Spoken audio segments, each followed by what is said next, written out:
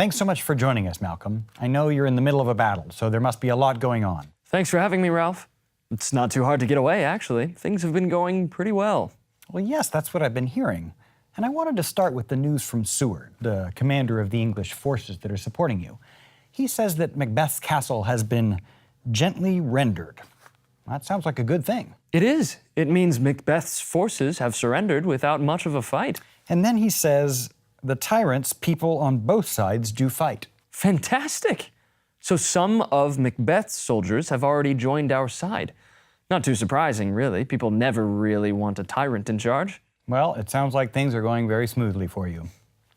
Seward says there's not much left to do, and he invites you to take over Macbeth's castle. Well, sure, we should do that. But there are some friends still that we don't know about.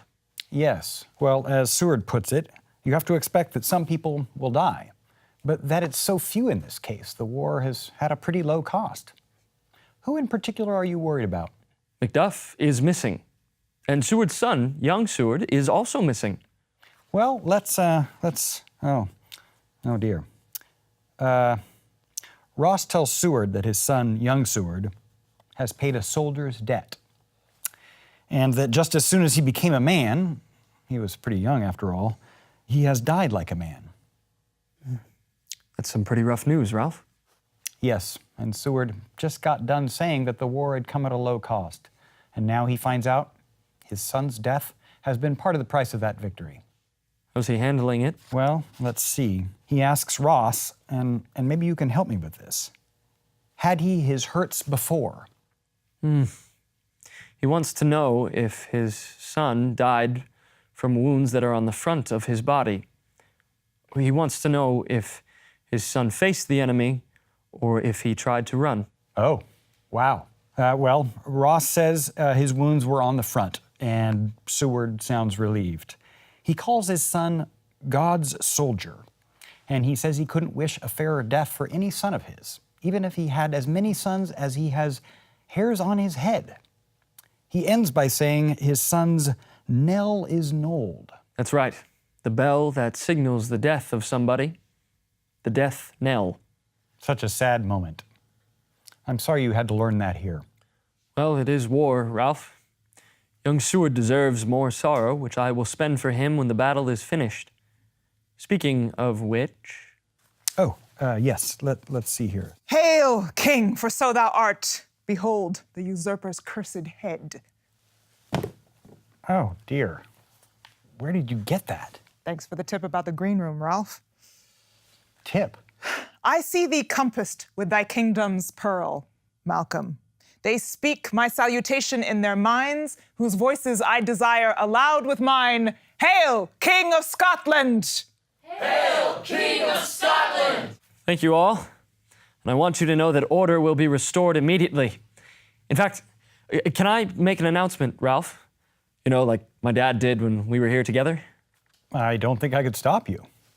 I want all my thanes to know that from now on they'll be known as earls. Earls instead of thanes. That's the announcement. That's right. So, just a name change. Is that such a big deal? We've got to get past this warrior society business. Trust me. Besides, haven't you learned yet that what things are called can make all the difference in the world? No, you've got a point there. Anyway, it's your country. Go right ahead. We're going to do things right from now on. We will bring back our friends from abroad who escaped the tyrant, and we will arrest those who helped the dead butcher and his devilish queen, who killed herself, by the way. Oh, wow. So it was suicide. This is going to take a little time, but we'll get it done. So thanks to all at once and to each one whom we invite to see us crowned at Scun. You too, Ralph. You should come to the ceremony. You're part of us now. Well, how nice. Thank you. I'll check my calendar. But if you don't mind, just one last question. Really? You don't have a very good sense of timing, Ralph. Didn't you see how things were wrapping up there? I become king, I give a little speech, and scene. You're right. I'm sorry. I just can't help it. It's my job. One last question. Very well. It's your show. So, I just can't help but think. This all started with your father putting down a rebellion, a civil war with men trying to overthrow your father. Then Macbeth kills your father and he becomes king himself. And now here we are with you overthrowing Macbeth. It's just not clear to me, as an outsider, how this cycle will ever stop. Are you worried that you might be next? That someone might eventually be coming after you? Did you just threaten the king? Oh, no. Don't get me wrong. The thought crossed my mind. What thought? To kill the king? You know what? Forget it. This was silly of me. It's your special day. I should have kept my mouth shut. Seize him. Seize me? It's standard procedure, Ralph. We have to take all threats seriously. I'm sure you'll be fine in the end. We just have to do a thorough investigation. Well, signing off. Thanks, everyone, for joining us. We'll see you again next time. If there is a next time.